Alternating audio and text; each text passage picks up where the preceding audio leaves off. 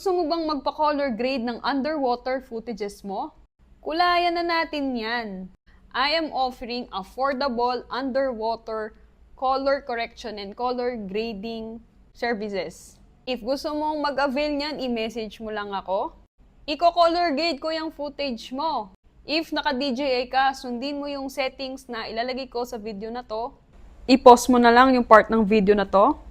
Make sure that you are using these settings para ma-ensure natin yung quality ng footages nyo. Medyo malaki yung files pag ganito yung setting, so I recommend that you use a 128GB SD card. That should be enough for 50 minutes worth of footages. Kung malapit na ang dive trip mo at gusto mong magpa-color grade, hit the save button and feel free to follow me. Magbibigay ako ng discount sa mga followers ko. Bye!